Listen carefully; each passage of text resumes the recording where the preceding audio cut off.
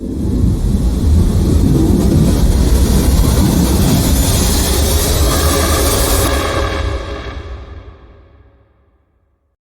हैं डिजिटल मिर्जापुर के चैनल पर भारतीय संविधान के भाग 11 संघ और राज्यों के बीच संबंधों पर 50 महत्वपूर्ण बहुविकल्पीय प्रश्न एमसीक्यू, उनके उत्तर और व्याख्या के साथ में।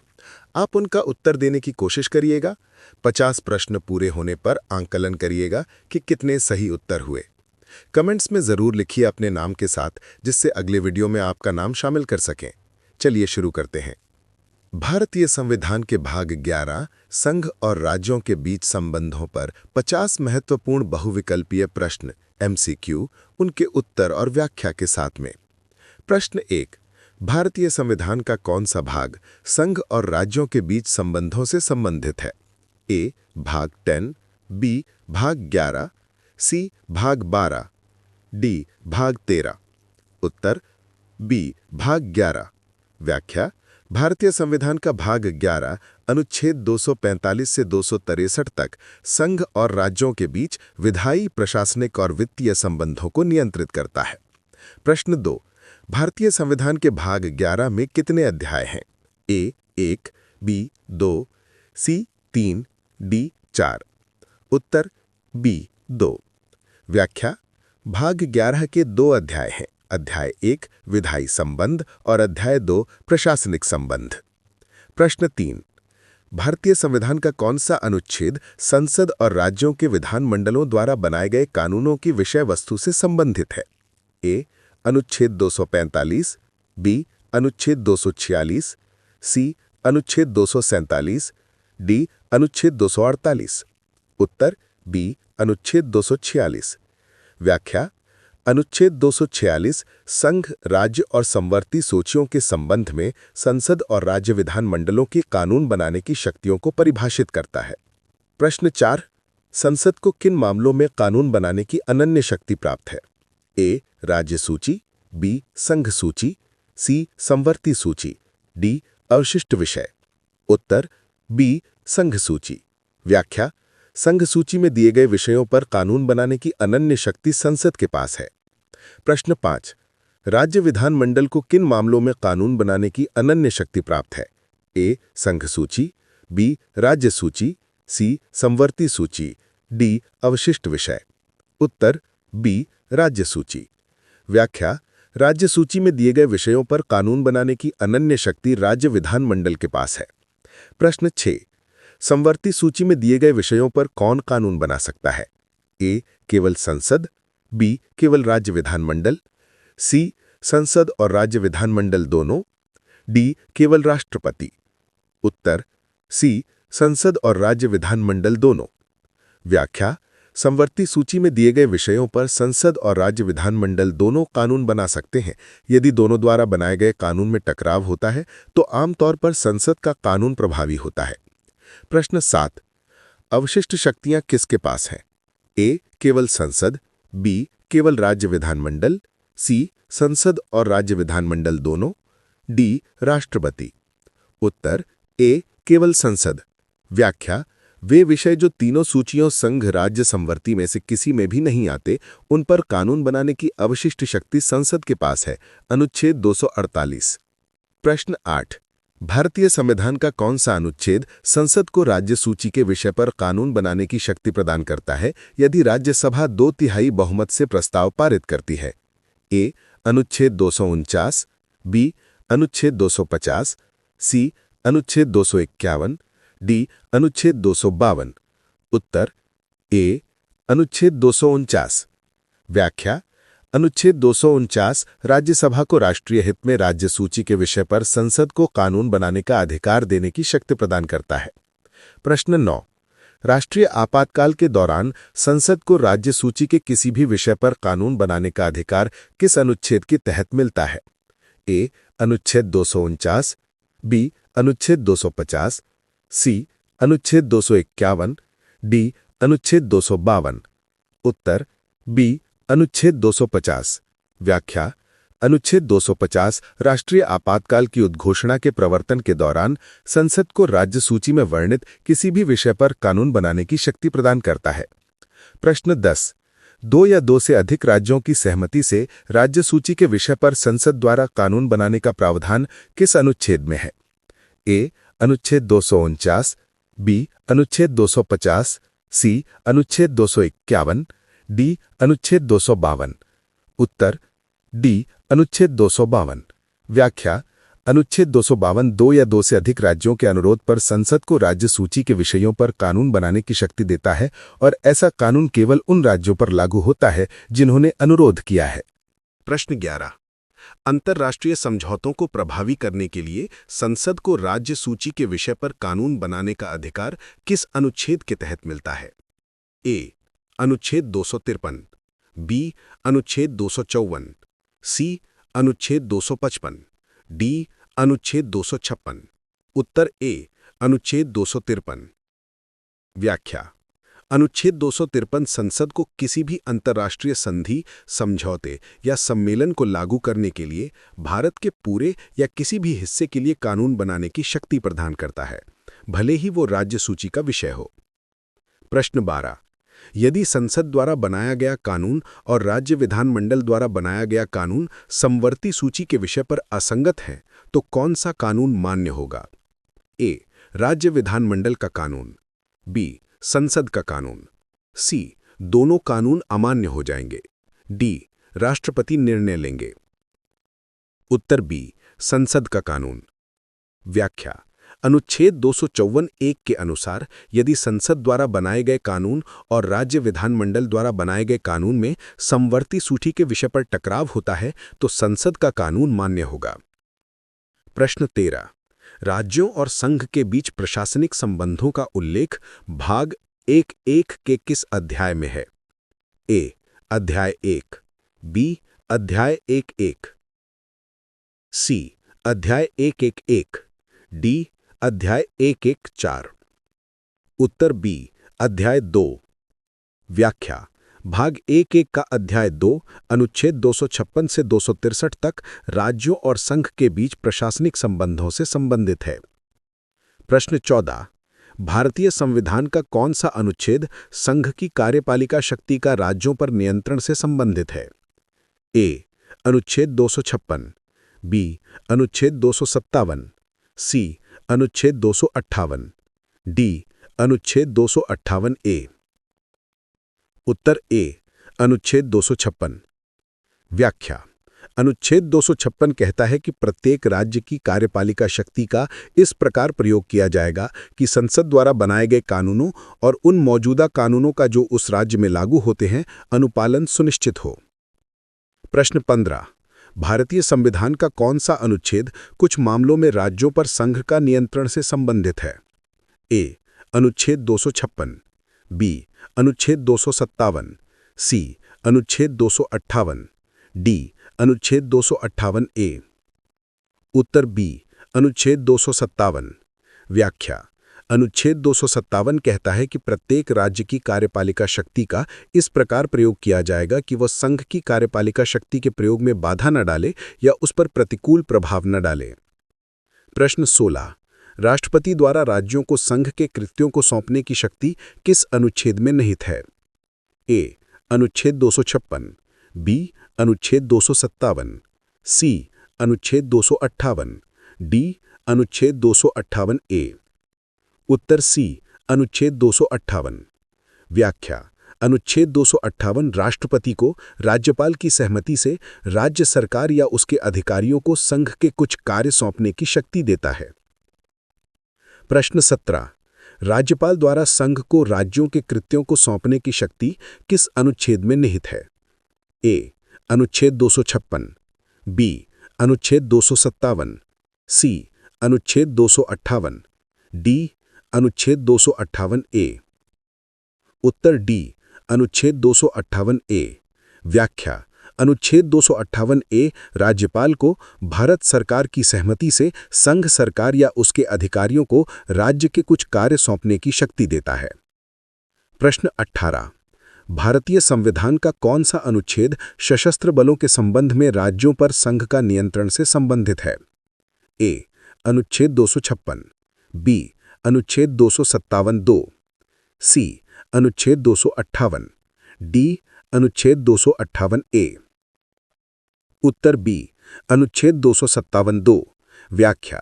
अनुच्छेद 257(2) कहता है कि संघ की कार्यपालिका शक्ति का विस्तार राज्यों में रेलवे के मरम्मत और संचार के साधनों के संबंध में संघ की रक्षा के लिए संचार के साधनों के निर्माण और मरम्मत के लिए निर्देश देने तक भी होगा। प्रश्न 19। अखिल भारतीय सेवाओं का प्रावधान भारतीय संविधान के किस अनुच्छेद में है? ए अनुच्छेद 309, बी अनुच्छेद 310, सी अनुच्छेद 311, डी अनुच्छेद 312। उत्तर डी अनुच्छेद 312। व्याख्या। हालांकि ये भाग 1(1) का हिस्सा नहीं है, लेकिन प्रशासनिक संबंधों के संदर्भ में अखिल भारतीय सेवाओं का उल्लेख अनुच्छेद 312 में है, जो संघ और राज्यों के सामान्य हित में सेवाओं के निर्माण की अनुमति देता है। प्रश्न 20। राज्यों के बीच जल विवादों के अधिनिर्णय का प्रावधान किस अनुच्छेद में है?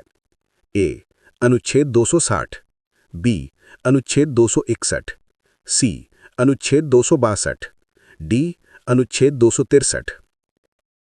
उत्तर सी अनुच्छेद 262। व्याख्या। अनुच्छेद 262 संसद को कानून द्वारा किसी भी अंतर्राज्यीय नदी या नदी घाटी के पानी के उपयोग, वितरण या नियंत्रण से संबंधित किसी भी विवाद या शिकायत के अधिनिर्णय के लिए प्रावधान करने का अधिकार देता है। प्रश्न 21। अंतर्राज्यीय परिषद इंटरस्टेट काउंसिल की स्थापना का प्रावधान किस अनुच्छेद में है? ए अनुच्छेद 260, बी अनुच्छेद 261, सी अनुच्छेद 262, डी अनुच्छेद 263। उत्तर डी अनुच्छेद 263। व्याख्या। अनुच्छेद 263 राष्ट्रपति को संघ और राज्यों के बीच समन्वय स्थापित करने के उद्देश्य से एक अंतर्राज्यीय परिषद की स्थापना करने की शक्ति देता है। प्रश्न 22। सार्वजनिक कृत्यों, अभिलेखों और न्यायिक कार्यवाहियों को पूर्ण विश्वास और श्रेय देने का प्रावधान किस अनुच्छेद में है? ए अनुच्छेद 260, बी अनुच्छेद 261, सी अनुच्छेद 262, डी अनुच्छेद 263। उत्तर बी अनुच्छेद 261। व्याख्या। अनुच्छेद 261 कहता है कि भारत के पूरे क्षेत्र में संघ और प्रत्येक राज्य के सार्वजनिक कृत्यों, अभिलेखों और न्यायिक कार्यवाहियों को पूर्ण विश्वास और श्रेय दिया जाएगा। प्रश्न 23। संसद द्वारा किसी अंतर्राज्यीय नदी विवाद के अधिनिर्णय के संबंध में सर्वोच्च न्यायालय या किसी अन्य न्यायालय का क्षेत्राधिकार किसके द्वारा वर्जित किया जा सकता है? ए राष्ट्रपति, बी संसद, सी प्रधानमंत्री, डी सर्वोच्च न्यायालय स्वयं। उत्तर बी संसद। व्याख्या। अनुच्छेद 262 की 2 के अनुसार संसद को यह कानून बनाने की शक्ति है कि सर्वोच्च न्यायालय या कोई अन्य न्यायालय किसी ऐसे विवाद या शिकायत के संबंध में कोई क्षेत्राधिकार नहीं रखेगा। प्रश्न 24। अंतर्राज्यीय परिषद का प्रमुख कौन होता है? ए राष्ट्रपति, बी प्रधानमंत्री, सी भारत के मुख्य न्यायाधीश, डी केंद्रीय गृह मंत्री। उत्तर बी प्रधानमंत्री। व्याख्या।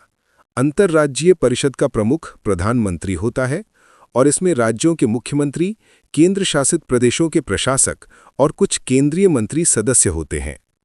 प्रश्न 25। राज्यों को संघ के कानूनों का पालन करने के लिए निर्देश कौन दे सकता है? ए राष्ट्रपति, बी प्रधानमंत्री, सी केंद्रीय गृह मंत्री, डी संसद। उत्तर ए राष्ट्रपति। व्याख्या। अनुच्छेद 256 और 257 के तहत राष्ट्रपति के माध्यम से केंद्र सरकार राज्यों को संघीय कानूनों और प्रशासनिक निर्देशों का पालन करने के निर्देश दे सकती है। प्रश्न 26। यदि कोई राज्य संघ द्वारा दिए गए किसी भी निर्देश का पालन करने में विफल रहता है तो क्या परिणाम हो सकता है? ए राज्य पर आर्थिक प्रतिबंध लगाए जाएंगे, बी राज्य में राष्ट्रपति शासन लगाया जा सकता है, सी राज्य विधानसभा को भंग कर दिया जाएगा, डी राज्य सरकार को निलंबित कर दिया जाएगा। उत्तर बी राज्य में राष्ट्रपति शासन लगाया जा सकता है। व्याख्या। अनुच्छेद 365 के अनुसार यदि कोई राज्य संघ द्वारा दिए गए किसी भी निर्देश का पालन करने में विफल रहता है तो राष्ट्रपति के लिए यह मानना वैध होगा कि उस राज्य में संवैधानिक प्रावधानों के अनुसार सरकार नहीं चलाई जा सकती है। जिससे राष्ट्रपति शासन अनुच्छेद 356 लगाया जा सकता है। प्रश्न 27। संसद द्वारा राज्य सूची के विषय पर अनुच्छेद 249 के तहत बनाया गया कानून कितने समय के लिए प्रभावी रहता है? ए 6 महीने, बी 1 वर्ष, सी 2 वर्ष, डी 3 वर्ष। उत्तर बी 1 वर्ष। व्याख्या: अनुच्छेद 249 के तहत बनाया गया ऐसा कानून प्रस्ताव के प्रभावी होने के बाद 1 वर्ष तक प्रभावी रहता है, लेकिन इसे राज्यसभा द्वारा हर 1 वर्ष में नवीनीकृत किया जा सकता है। प्रश्न 28। राष्ट्रीय आपातकाल के दौरान अनुच्छेद 250 के तहत बनाया गया कानून आपातकाल की समाप्ति के बाद कितने समय तक प्रभावी रहता है? ए 1 महीने, बी 3 महीने, सी 6 महीने, डी 1 वर्ष। उत्तर सी 6 महीने। व्याख्या: अनुच्छेद 250 के तहत बनाया गया कानून राष्ट्रीय आपातकाल की उद्घोषणा के समाप्त होने के बाद 6 महीने की अवधि तक प्रभावी रहता है। प्रश्न 29। केंद्र राज्य संबंधों को मजबूत करने के लिए कौन सी समिति का गठन किया गया था? ए सरकारिया आयोग, बी बलवंत राय मेहता समिति, सी अशोक मेहता समिति, डी LM सिंघवी समिति। उत्तर ए सरकारिया आयोग। व्याख्या: सरकारिया आयोग का गठन 1983 में केंद्र राज्य संबंधों की समीक्षा करने और सुधारों की सिफारिश करने के लिए किया गया था। प्रश्न 30। अनुच्छेद 245 के अनुसार संसद पूरे भारत के लिए या उसके किसी हिस्से के लिए कानून बना सकती है। राज्य विधानमंडल कहां तक कानून बना सकते हैं? ए पूरे भारत के लिए, बी पूरे राज्य के लिए या उसके किसी हिस्से के लिए, सी केवल राजधानी के लिए, डी केवल राज्य सूची के विषयों पर। उत्तर बी पूरे राज्य के लिए या उसके किसी हिस्से के लिए। व्याख्या: अनुच्छेद 245 एक कहता है कि संसद पूरे भारत के क्षेत्र के लिए या उसके किसी हिस्से के लिए कानून बना सकती है और किसी राज्य का विधानमंडल पूरे राज्य के लिए या उसके किसी हिस्से के लिए कानून बना सकता है। प्रश्न 31। क्षेत्रीय समन्वय परिषदें किस उद्देश्य से स्थापित की गई है? ए अंतर्राज्यीय विवादों को सुलझाने के लिए, बी केंद्र और राज्यों के बीच समन्वय को बढ़ावा देने के लिए, सी राज्यों के बीच आर्थिक सहयोग को बढ़ाने के लिए, डी उपरोक्त सभी। व्याख्या: क्षेत्रीय परिषदें जोनल काउंसिल केंद्र और राज्यों के बीच समन्वय, सहयोग और अंतर्राज्यीय विवादों को सुलझाने के लिए बनाई गई हैं। प्रश्न 32। यदि समवर्ती सूची के विषय पर संसद का कानून और राज्य विधानमंडल का कानून असंगत है और राज्य के कानून को राष्ट्रपति की सहमति प्राप्त है तो क्या होगा? ए संसद का कानून प्रभावी होगा, बी राज्य का कानून प्रभावी होगा, सी दोनों कानून अमान्य हो जाएंगे, डी सर्वोच्च न्यायालय निर्णय लेगा। उत्तर बी राज्य का कानून प्रभावी होगा। व्याख्या: अनुच्छेद 254 के 2 के अनुसार यदि किसी राज्य के कानून को राष्ट्रपति की सहमति मिली है तो वह कानून उस राज्य में संसद के पहले के कानून पर प्रभावी होगा, लेकिन संसद बाद में उसी विषय पर कानून बनाकर राज्य के कानून को रद्द कर सकती है। प्रश्न 33। अंतर्राज्यीय व्यापार और वाणिज्य की स्वतंत्रता का उल्लेख किस भाग में है? ए भाग X, बी भाग 11, सी भाग 12, डी भाग 13। उत्तर डी भाग 13। व्याख्या: हालांकि भाग 11 सीधे इससे संबंधित नहीं है, लेकिन राज्यों के बीच संबंधों में व्यापार और वाणिज्य की स्वतंत्रता अनुच्छेद 301-307 भी महत्वपूर्ण है, जो भाग 13 में आती है। प्रश्न 34। राष्ट्रपति को किसी राज्य को वित्तीय सहायता देने की सिफारिश करने का अधिकार किस अनुच्छेद के तहत है? अ अनुच्छेद 268, ब अनुच्छेद 269, ग अनुच्छेद 270, ध अनुच्छेद 275।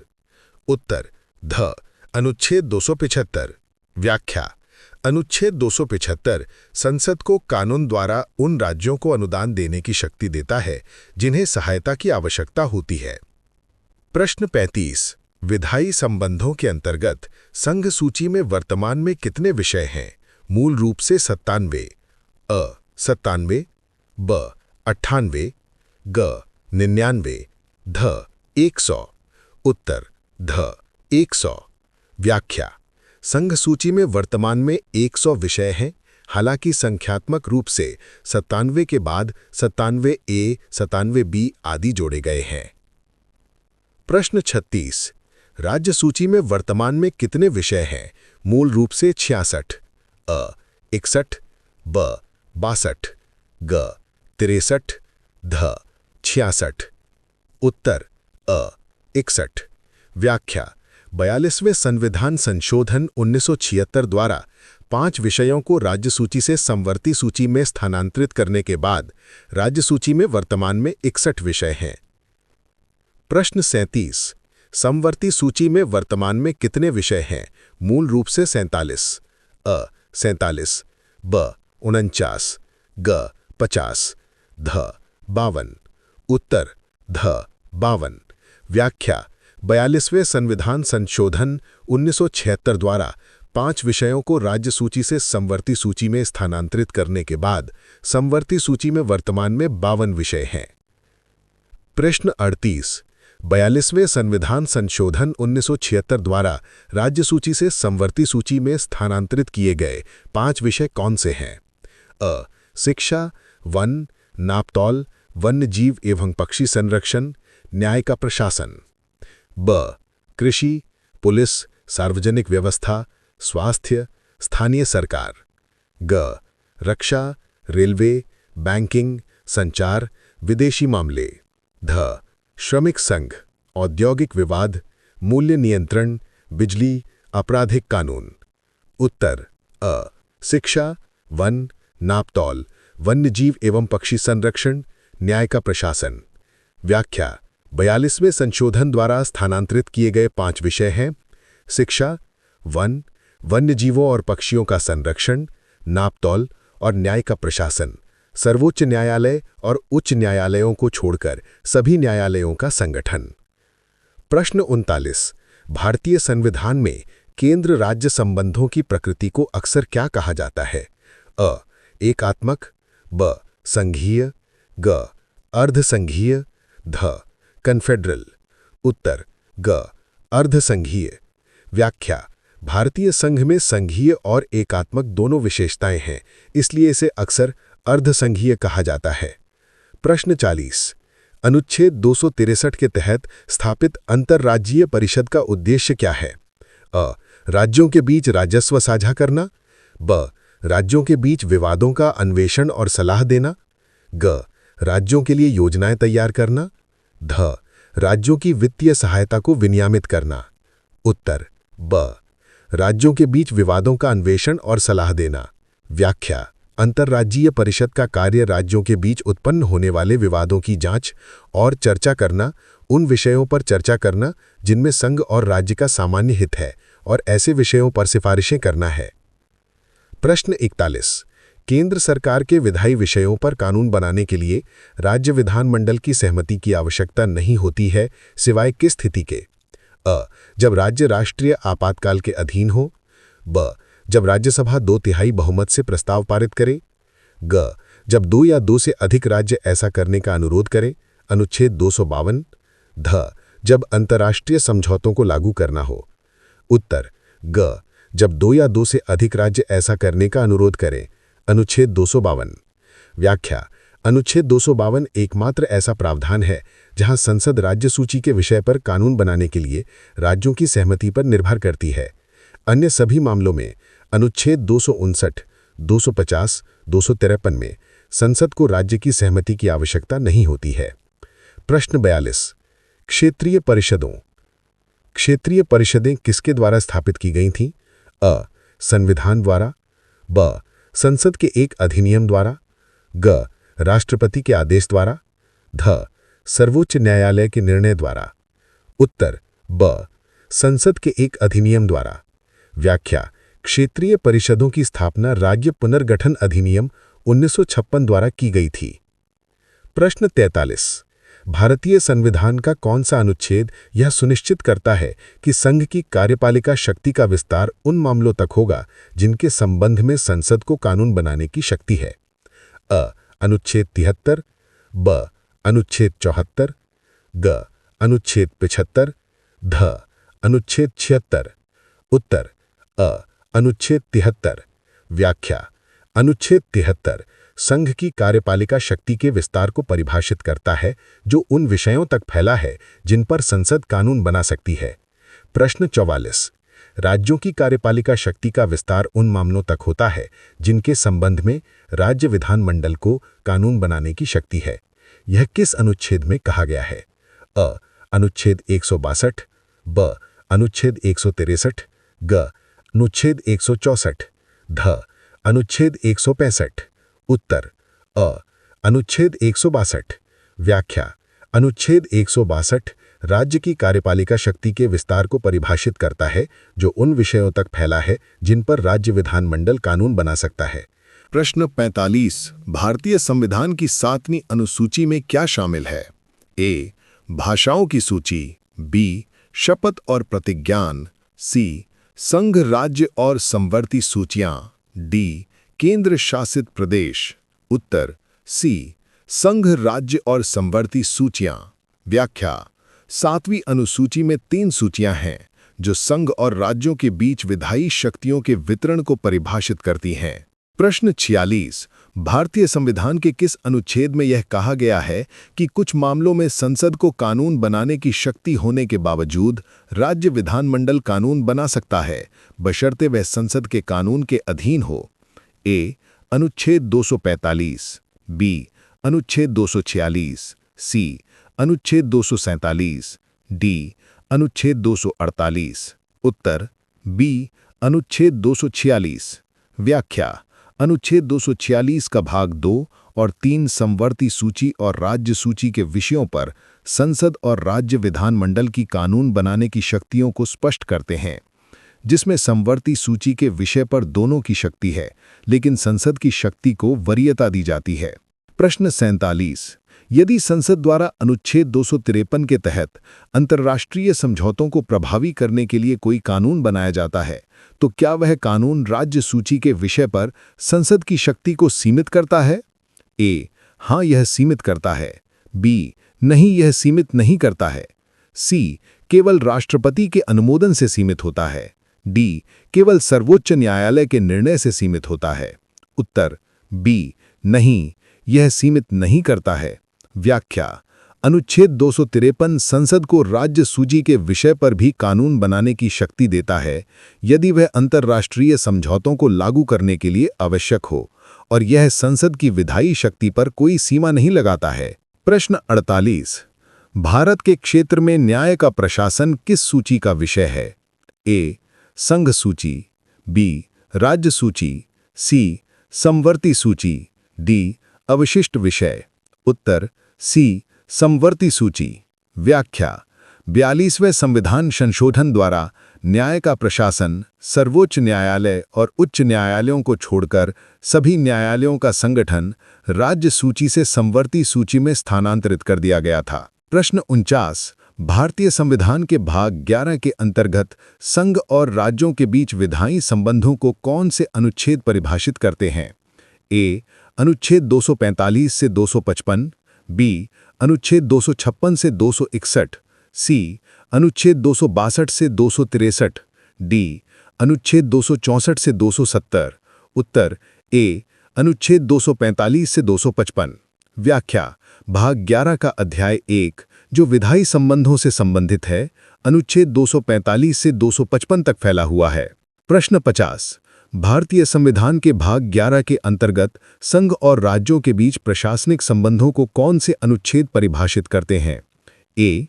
अनुच्छेद 245 से 255, बी. अनुच्छेद 256 से 261, सी. अनुच्छेद 262 से 263, डी.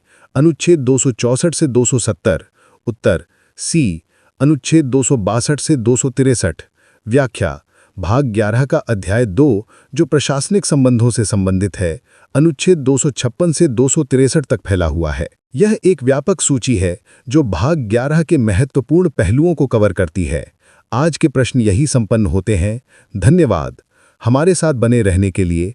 अगले वीडियो के लिए इस चैनल डिजिटल मिर्जापुर को लाइक सब्सक्राइब जरूर कर लीजिए और कमेंट्स में कितने उत्तर आपके सही हुए लिखना ना भूलें।